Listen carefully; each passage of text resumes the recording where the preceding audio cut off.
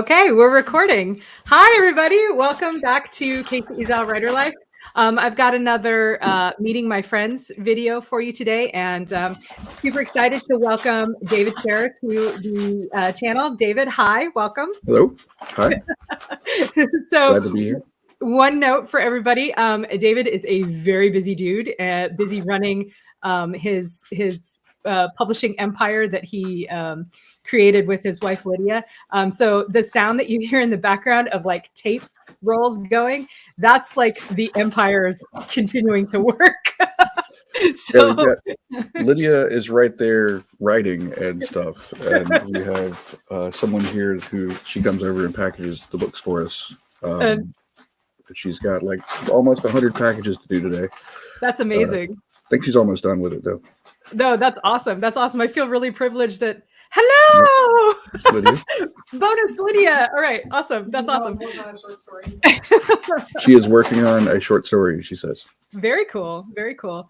But yeah, it's so cool to me to see this like glimpse into the empire, as I've just now named it, because you guys are kind of a powerhouse. Like you have this whole self-publishing, direct sales, Facebook ad like thing going on, and I keep hearing your names in context of you got to talk to the Sherrers because whatever they're doing, they've cracked the code on it. So number one, how did that all come about? Well, so me and Lydia sat down several years ago now, and we had like a 10-year plan that like she was going to start the publishing company and get that off the ground while I worked in telecommunications. I was a phone engineer. I designed big phone networks, PRI and SIP, which is really boring unless you actually like it, and then it's like super interesting because you're looking at the back end of telephone calls. So whenever a telephone call goes from one place to another, if it doesn't work right, I would be one of the people that would be fixing it. Cool.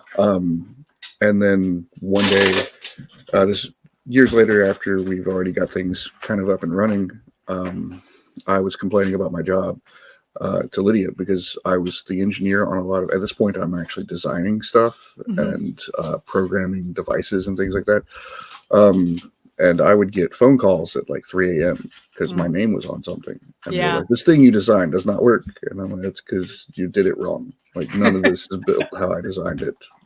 And I was complaining to Lydia about how like I wanted to cancel a game night that we had the next day because I just didn't feel like gaming anymore. And she was like, you got to quit your job right now. I make 3 times what you make. Quit your job. And so I did. I turned in my 2 weeks notice. That was a Friday. She told me that. On Monday, I turned in my 2 weeks notice. On Tuesday, my work laptop broke. And I was in the guy's office that did the IT guy that would have been fixing my laptop. Yeah. When I was on the phone with my boss, because she was in Florida and I'm in Kentucky, telling her that I was quitting. So she just was like, or the IT guy was just like, it'll take about 2 weeks to fix this laptop. So I quit that. And now I work from home. I get to hang out with my kids all the time. They're in fact part of our publishing empire. The 4-year-old one day asked me if there's anything that he could do for money, and I was currently packaging books. So I had all the like forms laid out to pack books with, and they've got like pictures of each book on it and stuff. And I'm like, can you put these books that go on with this picture? And he knew every one of them. Like he had learned all of them. So he's like, yeah, I'll go do that. So he packaged, or he put all the books on the table, and I gave him a quarter or something because there wasn't very many books. Yeah. And then the next day, like he had discovered capitalism and was super excited about capitalism. So the next day, he's standing at the door to our basement, waiting for me to go to work. And he said, Daddy, do you have any paying jobs for me? Oh my goodness, that's adorable. That's freaking awesome, man. And so I made something up. I was like, clean this area. Or no, I had a book thing that I had printed. I printed a role-playing reference guide because I was going to start writing role-playing books, but I no longer need it because that company like kind of destroyed themselves and all their credibility. Oh yeah. And so I was like, if you could take all of these papers out of these plastic sheets, I'll give you a penny per. And there was like, we made like $5 or something off of that, Nice. just sitting there pulling those things out. And then it just kept happening. So now every day he'll meet me in the morning whenever I'm getting ready to go down to work and ask me if I have any paying jobs. And I'm running out of stuff for him to do. That's super cool, man.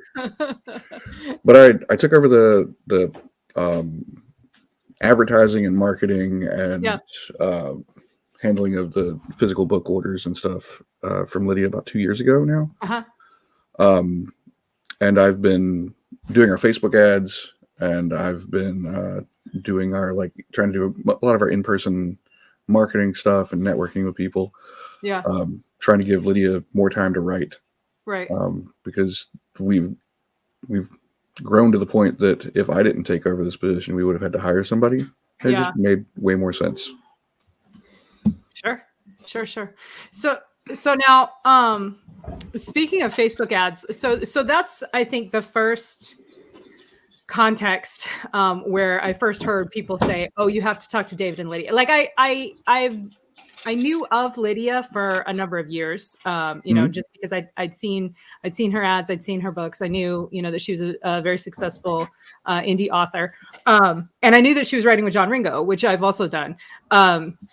But the first time that I ever heard your name was in the context of your Facebook ads. Now, this is something that, like I said, everybody that I talk to is like, oh yeah, these guys have cracked the code on it. They've figured it out. You guys are now teaching people how to run Facebook ads, right? Don't you guys have like a course or something? We did a course. We did one iteration of it. We're in the process of, I think we're going to do another one. Doing this called Author 360. Yeah. It's more than just Facebook ads. Right. We don't go into a whole lot of minute detail on Facebook ads because we're trying the minutia of Facebook ads is done way better by way more people than us. But there's a lady named Inez Johnson who does a craft course, and she talks about how to write and how to get books out there. And then me and Lydia, what we teach is building your brand, building your tribe, cool. doing Patreon stuff, getting diversified income sources, going to conventions and doing in-person conventions, which is something that I excel at. Talking about setting up your table and your expectations for things, how to get physical books printed, how to ship those out, what products to use, things like that. Yes, I am very good at Facebook ads. I'm not teaching a course on Facebook ads. The people that I use for Facebook ads, the place that I learned, Mark Dawson has a really good course that is the basics, very basics. I've heard of his course, and we took that, and then we got in on a course called AMO, Author Marketing Mastery through Optimization. I think it's the name of it.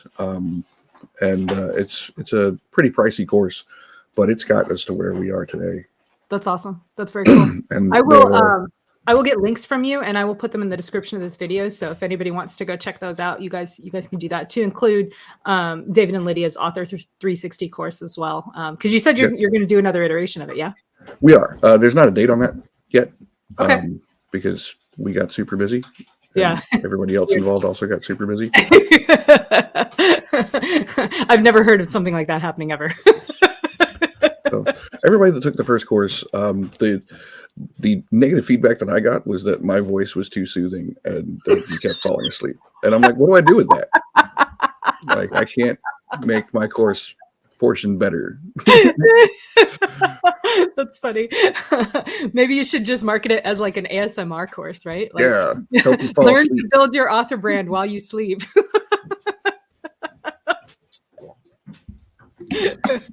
Fun times. Yeah, that's funny. So, I have a question for you, David. Okay. How did we meet? I don't know when we first met, actually. So I have no there's idea Liberty when we Con. met. I just, like I said, I knew who Lydia was and I knew who you were. And I think the first time we talked might have been either at 20 Books Vegas this last year, or we were also, I think we went to dinner together with a group at Dragon Con prior to that, this past year in 2022. Maybe. Yeah. You've always been around, and you've always been like that other woman who is a force of personality, like my wife. So I always assumed you were friends with Lydia. So I never And really. I've always wanted to meet Lydia, but it's always been like, you know what I mean? Like she's always like going a million miles a minute at cons, and so am I. Yeah. And I've like never had the opportunity to actually like hang out and talk with her. In fact, the most I've ever talked with her was in the lobby of what used to be Bally's, is now the Horseshoe in Las Vegas this past November, when you had like taken the baby up to the room and she and I just stood there and hung out for like an hour chatting. Actually made that happen. Like, I'm doing this. You two talk. I remember that very much. You're like, I can't believe you guys aren't friends already. Hang out and be friends. Yeah, the first time I remember meeting you was at I think Liberty Con. And that was just and this is Casey. And I was like, I know that. And that was the end of that. But then we literally bounce around the same circles for a very long time. Yeah. And I just got used to you being there. And then whenever I think it was 20 Books Vegas, like we were just standing in the same room, and I was like, it is you. Yeah. And I just started talking to you like we knew each other. Yeah. And then realized that that's probably the first time we've spoken more than 12 words. Yeah, no, it was like I'd known you forever, you know, because it wasn't awkward at all. It was like, oh yeah, David, hey, what's going on? You know, like. And I just assumed you knew Lydia and kept talking. And then I realized. Yeah, so funny. Yeah. So funny. Well, I am glad to know you both better now. And after we're done here, I'll see about I'll check with you and with her to see if there's a time when I could have her come on the channel too, because I would love to talk story and you know, craft and stuff with her on the channel. But another thing that is super cool about you, if you didn't know, is that you're a game designer, right? And you designed this awesome game that my 10-year-old daughter absolutely adores, called Cat Magic. Tell us about that. So Cat Magic the game. Yeah. I'll give you like I'm still working on the pitch for it because I haven't gotten to sell this in person. Oh, good. Try it out on us. Fully down. Yeah. But Cat Magic the game is about Sir Edgar Allan Kipling, magical talking cat extraordinaire, has recruited you, because you have thumbs and he does not, to help him put together a magical artifact to try to save the world. And while you're trying to do this, everybody else is also trying to do the same thing. So you've got people that are trying to steal your cards and make you discard your hand, give you the gift of a dead mouse. And what the gift of a dead mouse does is it just makes it where you can't win the game unless you have all of the dead mice. If you have all of the dead mice, the cat obviously loves you the most, so you win. But the first person to complete their set and then reveal their artifact wins the game. It is... It's a really fun, kind of quick game. Yeah. I've played it with Steve Jackson, and he said it was nice. Yeah. So he's been my hero for a long time. Because I grew up playing his games, so that was a surreal moment. Yeah. You can look up reviews for it on Board Game Geek, and you can get it from our website, www.lydiasherrer.com. Cool. In our store there. It's been a wild ride making this game. That's awesome. That's awesome. You guys kickstarted or something? Did I remember that? Yes, we did. Yeah. We kickstarted it. So we ended up trying to get $10,000 on our Kickstarter, and we got $46,000. Oh wow, a lot of interest. Yeah, we sold over 700 copies pre-order, and from what I've been told by other people in the industry, and I don't have a whole lot of experience with the numbers of other people's sales, is that if you've sold 500 copies of your game as an independent game designer, you have made it as an independent game designer. We had like 700 pre-orders. That's awesome. So since then, I've sold. We're about halfway through our first run of the game. It was 3,300 was our first run, and we've sold probably 2,000 games so far. That's awesome. That's really great. and it came out in July of last year, July Yeah. 2022. Yeah. So it's done really well. Very We cool. kickstarted it with so the game is based on the Cat Magic novella Yeah. that Lydia wrote. It's about Sir Edgar Allan Kipling having to defend the magical library, and that's basically the concept of it. That's how it all started. Yeah. I knew I wanted to make games based on Lydia's IP, Yeah. and the concept behind the game is what is the easiest game for me to make going to be at this Yeah, point. sure. Because I don't know anything about game design. Well, I know about game design. I don't know anything about publishing the game. Right. So I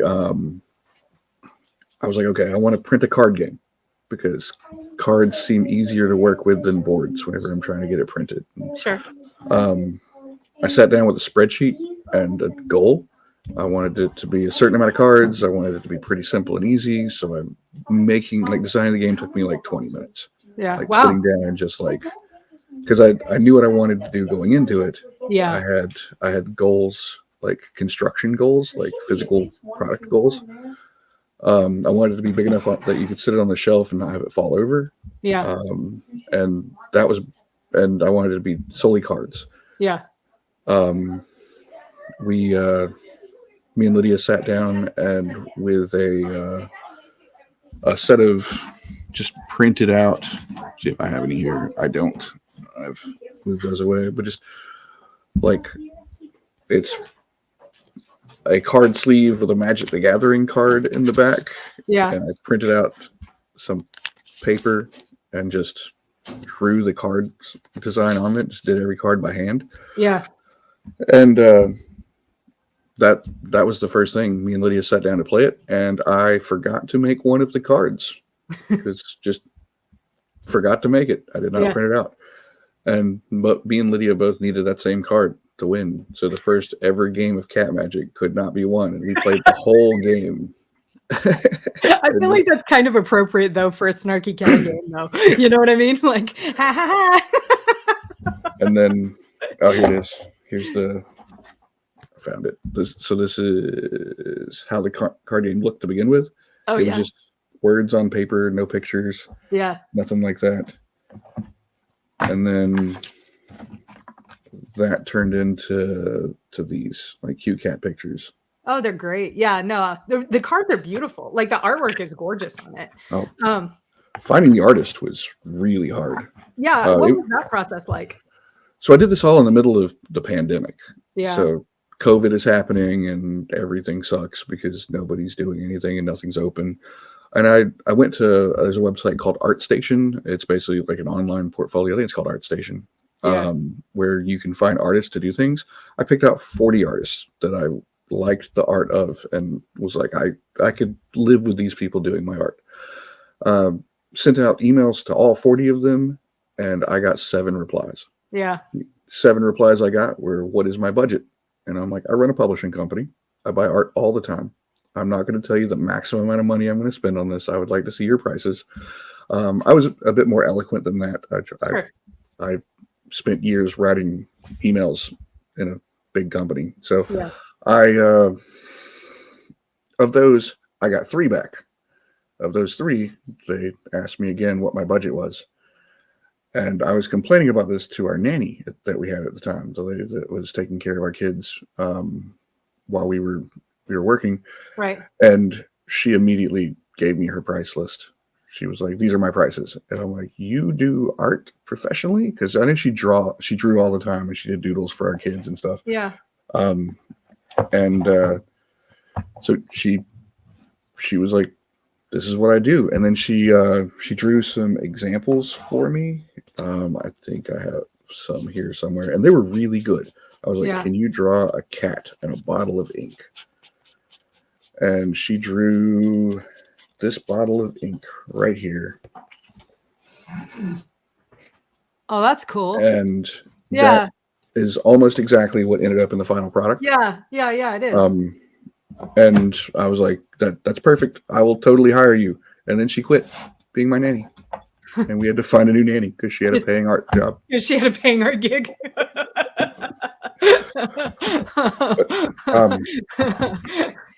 Yeah, and Her name is Hannah Hamilton. Uh-huh. I don't have a link to. She doesn't have a current portfolio up, like updated portfolio that I know of. Okay. But I think she's getting back into that. I'll reach out to her and see if she has any links that she wants me to put up for her. Yeah, absolutely. Let me know, because I can add them after the fact too. So yeah. So for those of you watching, and if you're interested, watch this space, and we'll see if we can get Hannah's info up. Yeah, she did a great job. She moved away soon after that. She worked here, and her husband were going to college up here in Louisville, and they moved away after he graduated. So I don't get to see her as much as I'd like to, but yeah, we're in contact. She's going to be doing, I believe, yes, she just confirmed she's going to be doing the art for the expansion that I'm working on right now. Oh, that's exciting. I'm working on an expansion that's going to let the game go up to 10 players. Very cool. Because people have asked for the ability to play with more players and what I would do with more players, and 10 has been like the high end of what people ask for. Right. So I'm going to build the expansion so that you could scale it. So that if you want to play with 6 players, if you want to play with 5 players, if you want to play with 10 players, bless you. Thank you. Sorry. It's going to have instructions on which cards to add in to get additional players. That's cool. Yeah, that'll be a lot of fun. One of the things that I love to do is play card games like this at conventions. Because there always seems to be, like, conventions always seem to be super busy, but there always seems to be like those random, like, I have an hour between this panel and that panel, and I'm not hungry, so I don't need to grab food, and I'm just hanging out with my friends. And like a card game like this is perfect for that type of time, or if you're going to a bigger convention like Dragon Con. I've played card games in line before, and that is like the best way to spend that line time. I actually had a impromptu game design panel in line. Nice. I don't remember what I was. I was waiting for. It was Jim Butcher was in a room that I needed to be in. Yeah. And like Lydia wasn't with me, and she had the pass that could bypass the line. Yeah. I just needed to go in and talk to somebody and then leave. Yeah. But I had to wait in line for 20 minutes or something like that. And somebody saw my tag, my badge, and I think it said game designer on it or something like that. And they're like, "You're a game designer? All of us are going to college for game design." I'm like, "Oh, well, yes, I have produced a game." And I had a copy of it with me and showed it to them. And they started asking me a bunch of questions. And then we just kind of sat down in the floor, and people circled around me, and I was talking about my experience with finding printers and quality of paper and what certain things mean, how to market and advertise for them, stuff like that. And it was a surreal experience. That's awesome. That's one of those only at a convention types of conversations, And those kids are going to go back home, and they're going to remember that for the rest of their life. They're going to be I randomly met a game designer that had published the game, and he answered all our questions for 20 minutes.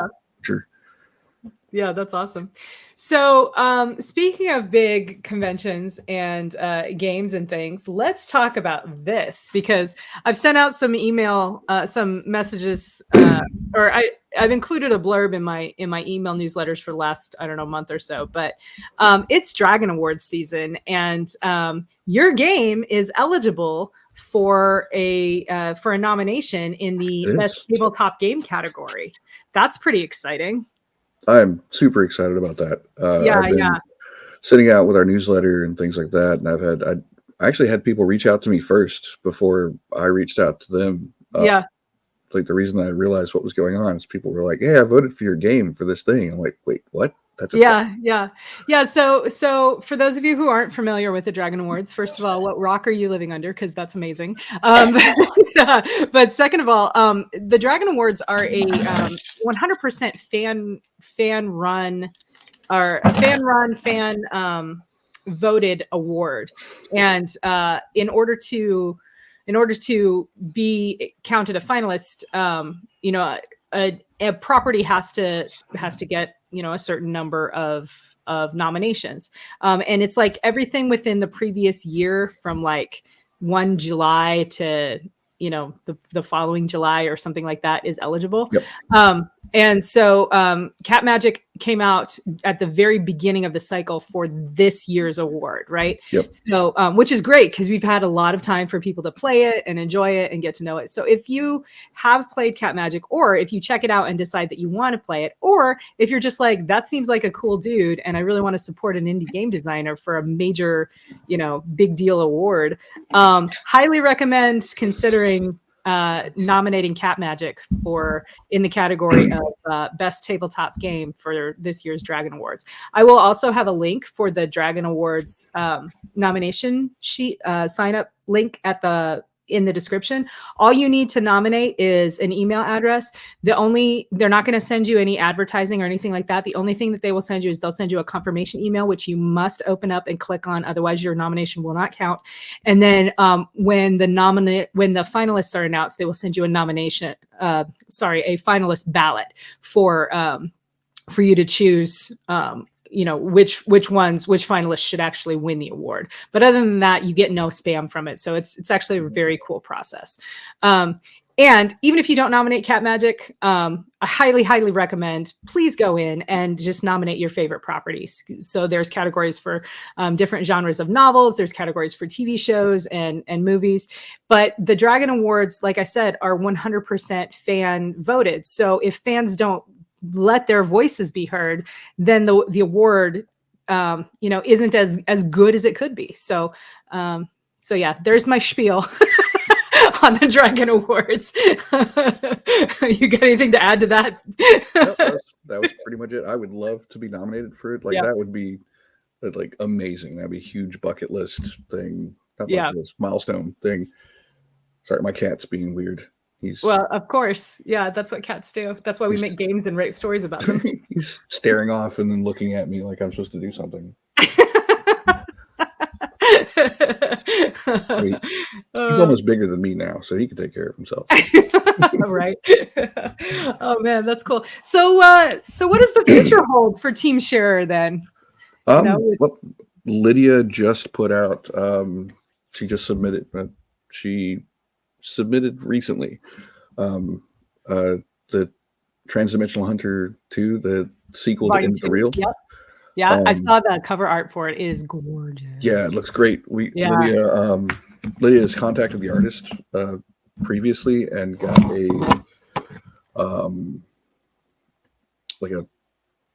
print frame. Oh, that's cool. We've got that in our living room, so we got this big cool print. Yeah. Which looks really cool. She's got two. Yeah, of them, so yeah. she's got the first one, the second one. Yeah. Sorry, I have a tablet on my desk because I have so many things working, and this one just was like, "Hey, you're supposed to be in a meeting right now. Why aren't you in the meeting?" And it's this thing that. It's this meeting. Well, yeah. Mission accomplished. Here you are. Yep. So, gotta turn that off. Have you heard me fumbling around on my desk? That's what I was. It's all good, man. Whatever it takes to stay organized, right? Yep. Yeah. Okay, so Transdimensional Hunters 2 is in the wickets. Do we have a publication date for that? We also have another game that I'm working on right now that you'll be able to play at LibertyCon. Really? Yeah, actually, I'm doing a lot at LibertyCon this year. Yeah. We're having a Cat Magic tournament at LibertyCon. We're having it's going to be on our first board game. There is actually a board to this game. Very nice. The concept of the game is everybody's given these cards with arrows on them. Okay. You basically have a hand of 3 cards, and you are trying to expand over a 5x5 grid. And this is just a prototype, so it's not as pretty as it will be in the end. This is the grid that you're fighting over, and you can play cards on top of your opponent's cards if you're next to them, and your card has lower amount of arrows on it. And the arrows dictate where you can place cards.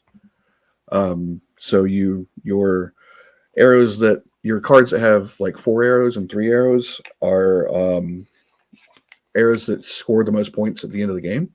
Okay. However, the cards they're very prone to being played on top of. So if you play a 4 and I play a 1, I can play on top of your 4. Right.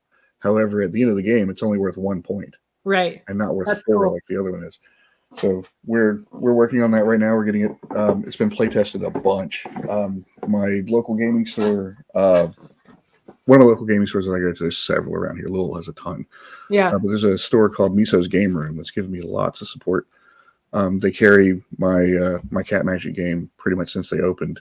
Yeah. And every time I walk in there, there's a girl that comes in there all the time to hang out. She's like, "Did you bring your game? Do you have time to play? Can we play it while you're doing stuff?" Yeah. So she's hooked on it. She's getting a ton of other people hooked on it. So they play test my game pretty much every time I go to that store. That's and awesome. They're super excited about it. And then the Cat Magic Cat Mischief expansion prototype, I've got that here. Okay. Oh, very cool. It's going to be at LibertyCon. We're going to play test that there as well. And I'm doing some panels and stuff. Like LibertyCon's been real good to me. Yeah. They're doing a lot of stuff to help me out. Can I just tell you how much I am looking forward to LibertyCon this year? It's been 3 years since I've been, and like the Jones is strong. You know what I mean? So I'm really looking forward to it this year too. And I'm so excited that you guys are going to be there because it's like all my friends are going to be there, you know? And so I'm probably going to be a little bit crazy the entire weekend, just like so many people to talk to and, you know, trying to be in like 18 places at once so that I don't miss out on anything, you know? LibertyCon's my favorite convention. It's where all my favorite people are. Like showing up there is great. I miss it being at the Choo Choo. I do too. I loved the Choo Choo. Those trains were super hot, so I hated going to readings in those. But other than that, it was amazing. I remember space. Lydia had like these goals that she wanted to do. She wanted to meet David Weber and she wanted to do like meet John Ringo and all these things the first time we went. And I remember like walking out into like the courtyard area and David Weber came out of a room. Like he came out of one of the buildings. And I texted Lydia and I was like, "I found David Weber. I will stall him." Over here. And so like I made small talk with him and David will talk forever and I will talk forever. So we just small talked each other back and forth until I was going to say there. I'm surprised that conversation isn't still ongoing. So Lydia showed up and she talked to him and I got a book signed and got a picture with him and that interaction is like the epitome of what LibertyCon is to me. Like it is fans getting together with their people that they're a fan of and getting like that small personal moments with them. Yeah, 100%. Fully agree. It's starting to happen to me now, which is weird. Last LibertyCon, I walked into the game room and was like, "I have Cat Magic to play. It comes out in a month or so, or whenever it was." And one of the people in there was like, "I'm so excited about this game. I've been following it on Kickstarter. I'm glad you're here. I was hoping to see you." And I'm like, "Man, I remember saying this to other people. Is this what it feels like to be on the other side?" I don't know. I'll tell you if I ever get there. Oh man, that's great though. Yeah, I'm very excited about LibertyCon this year. So other than Liberty, are you guys doing any other conventions this year? I'm doing Dragon Con. Lydia's not. She doesn't have a book that's out that will be out at the time or has recently been out at the time. Sure. And we have a 7-month-old now who will be much older than 7 months. Congratulations. So he'll be 11 months or so. LibertyCon's in November. So is it November? Dragon Con's in September. September? Yeah, September. He'll be 10, 11 months, somewhere around there. And we have a 4-year-old and a 2-year-old. Yeah. So having us spend that much time away from them, because it's like a week and a half. It's like Dragon Con's so many days, and then there's like days before it where you're getting ready for it, and then days after it where, at least me personally, I'm just worthless because so many days at the convention. Yeah. So I have a funny story about Dragon Con. I may have told this before on the channel. So for those of you watching, I'm sorry if I'm repeating this, but it's too funny not to include. So the first year that we went to, my family and I moved to Japan in the summer of 2019. So prior to that, my husband and I would always go to Dragon Con religiously every year. It was like our grown-up vacation, get away from the kids, be adults together, be ridiculous and inappropriate and pretend like we're dating, shit like that. So, Debauchery con. What's that? Debauchery con. Debauchery con. Yeah, that's right. But 2019 we didn't go for the first time in several years because we were in Japan, and my dad travels for work, and he had a work trip that took him to Atlanta like that very next week after Memorial Day or Labor Day weekend. And so he's there. He traveled in there on like the Monday. And he's staying right downtown in one of the hotels next to like the Con hotels. I think he was at like the Courtyard Marriott that's like right next to the Westin. And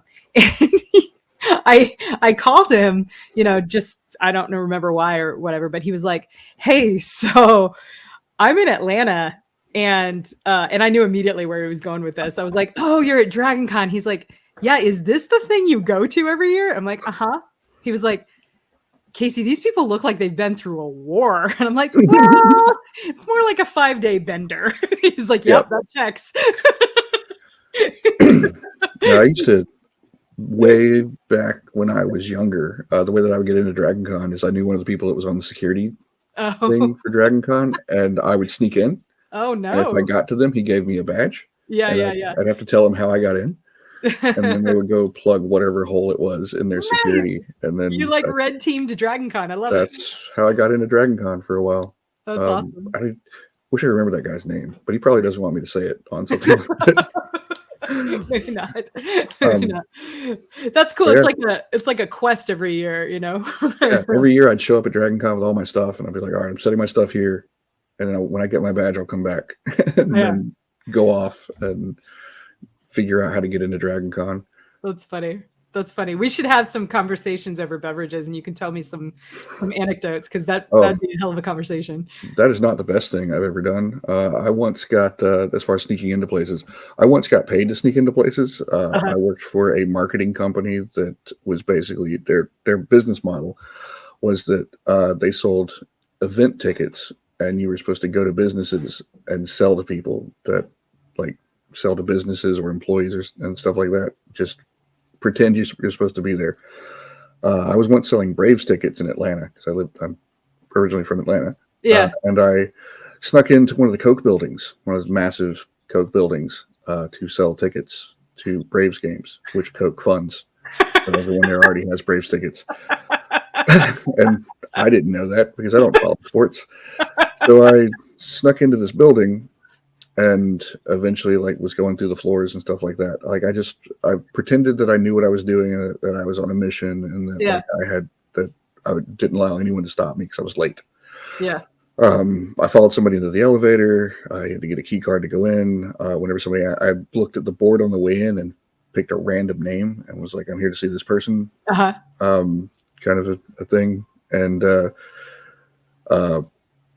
when I got out of the elevator, I helped. There was like a cleaning lady that was trying to push some stuff through a door, and she had a bunch of toilet paper on her little cart thing. I knocked it over on accident, and helped her pick it up. Yeah, and helped her with the door, and I walked in, and then started selling Braves tickets. And I managed to pick the right floor on accident, where there was a bunch of people that were contractors, so they weren't employees that got free tickets already.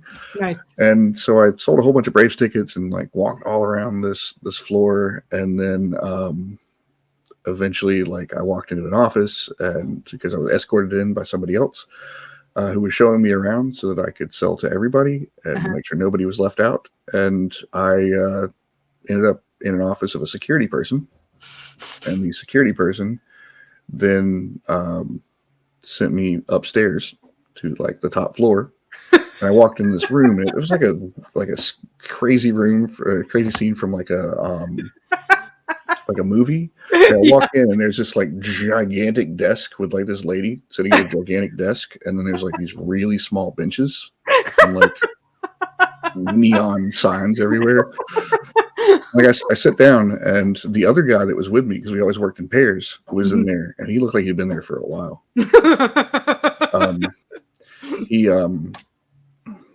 He basically was just looked downtrodden, and me being who I am, anytime anyone talked to me, I tried to pitch them Braves tickets because I just said the same thing over and over. Anytime anyone talked to me, I told them I was in town on behalf of the Braves and that we're doing real good this season, and we wanted to make sure everybody could go to Braves games. So we're selling cheap Braves tickets. I'm just telling everybody. And I just kept saying that until they just got frustrated with me. And then the head of Coke security or something, because this was years ago, so I'm probably getting the specifics of that part wrong. Like flew in on a helicopter and landed on top of that building, and he told me that building hadn't been breached in 13 years, and he wanted to know how I did it. And I was like, I'm just here on behalf of the Braves. I'm selling Braves tickets. And stick to the story. He eventually got so mad he left the room. So I left too. I just walked out. I waved at the lady at the desk, and me and that guy that was with me, we just walked to the elevator and couldn't get it to go anywhere because we didn't have a card. So we took the stairs and we walked down like a bajillion flights of stairs. And he dropped his badge at some point on there. And so whenever we got back to the office, somebody had called the number on the back of his badge, and he was in all kinds of trouble, but they didn't remember who I was. I didn't tell them my name, and my badge was turned around purposely. That's amazing, man. So, that's like some stuff to go in a story. I might steal some of that for a future novel.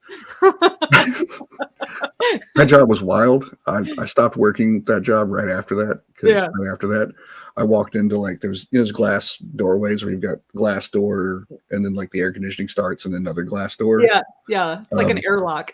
I walked into one of those, and the security lady locked both of the doors and called the police. And the police got there, and they opened the doors. I'm like, man, I really have to pee. And they were like, what do you mean? It's like, yeah, I came in here to find a bathroom. So the police were like, it's right there. So I went and used the bathroom and then left. And they were just like, okay, well, he didn't do anything. Yeah, no harm, no foul. He was coming into the building because he had to pee. Hi, kitty. I'm mittens. Oh, he's annoying me, so you get him now. Apparently, he's annoying Lydia. Oh, don't annoy Lydia. What's the cat's name? That is Bastion. Bastion. He is a gigantic cat that started out as a tiny little kitten. He also changes colors. Oh, really? He's got a white undercoat, and then his fur you can see is black. So if you get him wet, he turns white. Oh, funny. Yep. That's funny. We also have so we have 2.5 cats, is what I say, because we have Atlas, he was our COVID cat. We got him as a tiny kitten in 2020, and he turned out to be this big orange boy. And then right now we're cat sitting for my oldest daughter, who's in college. She's doing ROTC field training this summer, and so she brought the cat up to stay with us for the summer because she's going to be, flying around and running around in the dirt, and doing all kinds of motivated stuff. So we get to keep the cat. So. And that's Ember. She's sweet. She's a little long-haired black cat. And I don't think she's a munchkin, but she does not like to jump, so she might be. Well, Bastion likes to bite. That's his love language. Yeah. His love language is biting. Yeah. Atlas's love language is screaming at you. He just likes to talk. We've got 3 cats. We've got Luna, which you will not see unless you look at pictures on Lydia's Instagram, because Luna is scared of everything except Bastion. Yeah. Bastion is a bully, but not to Luna. Luna doesn't take it. She slaps him in the face. Nice. And then we have Gadget, who is the sweetest cat in the world. She's part Maine Coon, big fluffy cat. She is the most loving cat if you're not one of the people that live in this house, because she thinks that you're going to feed her. So she will go up to any new person in the house, meow and rub on them and stuff, and then try to lead them to her food bowl. Yeah. Very food motivated. Yeah, that hasn't worked yet, but she still tries. That's funny. That's super funny. Oh man, yeah, cats and kids, man. Cats and kids. Yep. So you talked a little bit about working with your 4-year-old. Yeah. Let's, if you don't mind, what are some other things? So with you and Lydia both sort of like, which by the way, I think is amazing, the way that you guys have this like teamwork dynamic between you for running your business. But what are some of the things that you guys have done in terms of like balancing that with, also being a team of human raisers? Well, so we have a nanny that takes them from 8 o'clock till 5. So you guys have a dedicated work day. Yep, 8 till 5:30, and we stick to that work day. After 5:30, we immediately stop whatever we're doing if we can. Go up, we have dinner, and then we do something with our kids. Every day. Also, in the middle of our work day, our oldest will come down and read books with Lydia for like 30 minutes or so. So teaching him reading and stuff like that. And he'll come over to me and see what I'm doing, and we'll hang out for a little bit. But we basically just stick to a work day. Yeah. Pretty religiously. That's one of the things that I think is hard for particularly a lot of indie authors and indie creators, is that like, that whole idea of, okay, at some point the work ends and I have to go interact with the people that I've chosen to fill my life with. Then at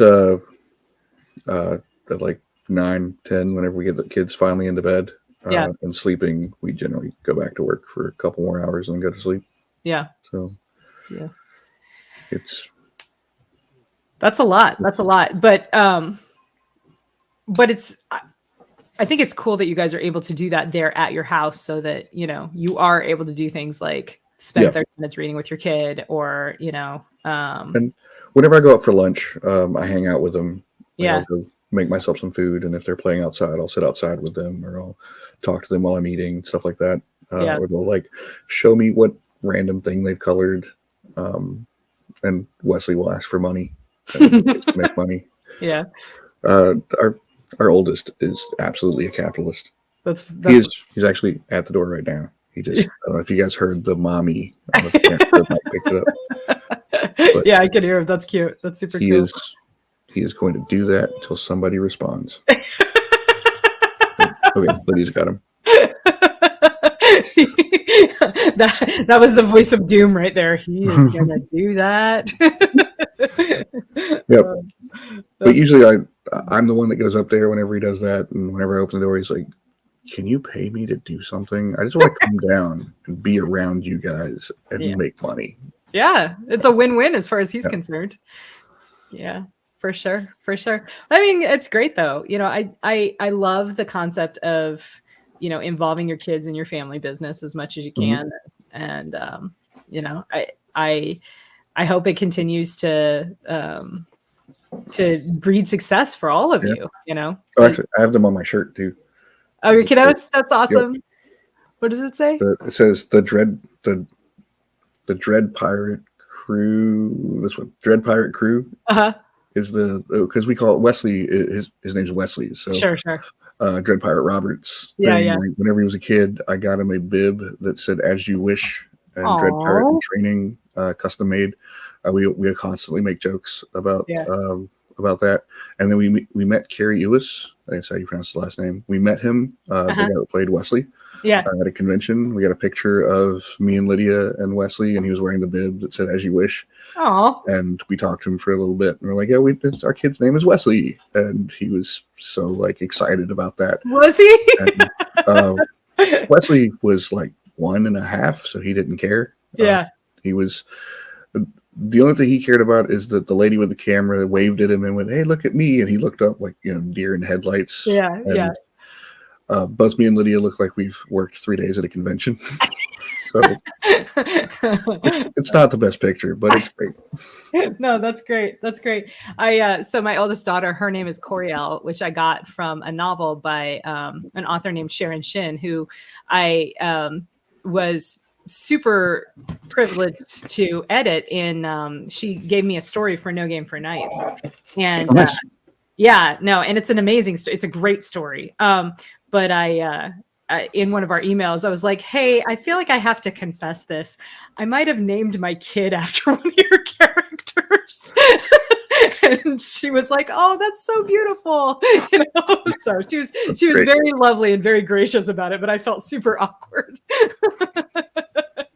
Yeah. That's amazing. Yeah. No, she's a very, very kind person, and absolutely a joy to work with, honestly. So yeah, that's, it's funny. This is totally a digression, so I apologize. But I talk to a lot of people who edit anthologies, and most of the time, like, they're very positive, But occasionally, you get people who are like, "I hated it. I couldn't get my stories back on time. I couldn't, get feed. I had to chase people down. I had to cut people and bring new people in at the last minute, and yada yada yada." And I have been so lucky with all three of the noir projects that I've done that I never, like, everybody I worked with was super professional and gave me what I asked for. And if not on time, they emailed me ahead of time to say, hey, I'm not going to make the deadline because of X, Y, and Z. And then got it to me by the extension, and it was awesome. That actually reminded me of something. The book I'm currently reading. Oh, yay. I hope you're enjoying it. I haven't started it yet. I was going to read it and then went on vacation and forgot it. Oh, so yeah. Yeah. I'm finally back to it. But I noticed your name was on it yesterday. I was like, oh, hey, look at that. Yeah. I've had really bad experiences recently with books that I've randomly picked up from the library to read. Yeah. I've got some pretty awful ones. So I'm looking forward to reading this one because I know this one's not going to be really bad. At the risk of sounding super arrogant, it's great. You're really going to love all of the stories in it. Like I said, all three of the noir projects, I continue to be like floored by the quality of work of the contributors. So yeah, I got this when I went to visit Bain. Yeah. I think this had just come out. Yeah. And Lydia was signed to do a book with them and stuff, and they took us to their office, and it was the first time I'd ever gone to see their office. And they were like I was looking at this book, and they were like, "You can have it." I'm like, "I can have this book?" Yeah, that's what they do. I'm so excited about this. This just got a whole lot cooler. I'm more excited about you giving me a free book than a tour of your office. Right. As you can see with my shelves, I have a book problem. I also have an organizational problem because we're about to move. So everything's this is the no judgment zone. You're fine. But hey, bring that copy to LibertyCon because Larry will be there and we'll collect some signatures because a lot of the contributors will be there. I have so many books by so many authors that I know, and I always forget that authors sign books, even though like people ask me to sign my game, and Lydia signs all of her books when we sell them at conventions. I'm always like, so I'm reading this book by Larry Correia. I'm talking to Larry Correia right now too. I have it in my hand. I'm just going to forget about it. I just read his Son of the Black Sword. Oh, it's series. So good. So good. I'm behind in it though. I need to catch up. He just came out with one, and I'm waiting for the audiobook because the audiobook was so good. I want to listen to the audiobook. Yeah. It's so hard to wait. Yeah. Because I can listen to an audiobook while working. Yeah. And so most of my book consumption is audiobooks now. Yeah. But man, that series is so good. It is so good. It's and I had a copy of not the most recent one, but the one that came out before that. Yeah. I had a copy of that one in my hand that I just picked up, and Larry was right there. It was at Dragon Con, and just did not think of going, hey, I've got a pen in my pocket that I normally use to sign things. Would you sign my book with? And I know he would. I know he'd have been like, yeah, it's great. I'll totally do that. But yeah, he would. He's a super nice guy. I always forget. Well, it has been really great talking to you. I have giggled more this hour than probably I should have. My cheeks hurt from gritting.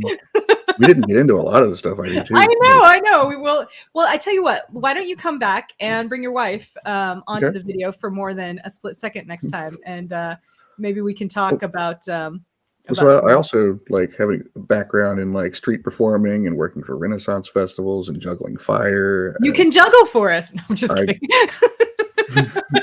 I have a great story about my testicles that I tell at conventions that you'll have to hear. I'm definitely going to see you at LibertyCon and be like, "Hey, David, so good to see you. Hi, here's a hug." Okay, tell me this testicle story. It is a story that it's the story that convinced my wife she needed to marry me because she was laughing so hard by the end of it. I am traveling street performer at heart that is too old to do that now. Love it, love it, love it, love it. So, well, thank you for bringing your creative and entertaining self onto the channel. Okay. You guys definitely check out the links below. I'll get a whole list. Check out Cat Mischief.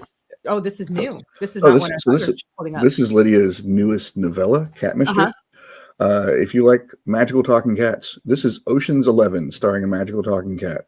Hell yeah. Sir Edgar Allan Kipling, magical talking cat extraordinaire, is recruited by a group of ne'er-do-wells for a heist because he employs something he calls cat magic, which is a mastery of physics that humans are incapable of. Nice. And he's supposed to help them get into the building. So Ocean's 11, starring a magical talking cat. That's our newest release from Lydia's books. Oh, we have an art book coming out too. Do you really? Yeah, she just finished it and is getting quotes from the printer right now. I think that's the next step in the process. But it was part of our Kickstarter. Yeah. And I think after we finish fulfilling the Kickstarter orders, we'll have it for sale as well. Awesome. Very cool. So yeah, I will put a link to Lydia's website with the store in the description. So definitely you guys go check out. She's got a ton of books, really cool stories. The whole just her whole series is there. And you know, we love indie authors and we love their entertaining husbands on this channel. And definitely check out Cat Magic the game and you know, consider nominating it for a Dragon Award because that would be super cool. I'd love to see that happen for you guys. And if you need a sticker for your water bottle, I got one of those. Yes, I love it. I love it. It's super cute. Super cute. All right. Any last minute things you want to laugh about? I don't think I can afford to. My sides might literally split open. But yeah, guys, thanks for hanging out with David and me, and check out the links if you're going to be at LibertyCon. Actually, put a note in the comments, you guys, and let us know if you're going to be at LibertyCon, if you've played Cat Magic, if it sounds like something that you'd be interested in, or if you've read any of Lydia's books, or if you haven't, go check out the website, find one that looks the most interesting, and let us know in the comments which one you're most excited about. So. Thank you again to David Sherrer for joining me, and I'll see you guys next time. I'm Casey Zell. And don't forget, give me that Chuck Yeager thumbs up because you know, the whole spiel about it helps the channel grow, people like me, yada yada yada. But yeah, help us. I don't think you said you were so excited to talk to me at the beginning of it. Wait, what did you say? Well, every other episode I've ever seen you do, I'm so excited. I say this every time. I don't know if that happened. I deliberately tried not to because I feel like I repeat myself. But I am. I obviously am. And I'm excited to talk to you guys the next time too. So I'm sorry that I didn't say that. Next time I will be in an office or something that's not also used as our workspace. Hey man, this is real life, you know. This is real life. This is what we do. So all right, my hobbies in the background, like my Warhammer stuff over there, my board game collection I never get to play. Yeah, man, you're the nerd. It's awesome. It's awesome. You're our kind of people. Our kind of people. All right, man. So yeah, like the video. Consider subscribing. Check out the links. Vote for the Dragon Awards. Consider Cat Magic for best tabletop game. Do you have anything up for Dragon Awards this year? Not this year. Okay. Not this year. But I have been sharing my favorites that I I don't normally share my ballots when I vote for things, but I am sharing this one. So if you guys are interested in seeing what I am voting for the Dragon Awards this year, you can go to my website, which is always linked below, and sign up for my newsletter, and it'll be in there. So Okay. cool. I might copy your homework on that. I'll send you a draft so you can see. It's probably the exact same thing I'm voting for.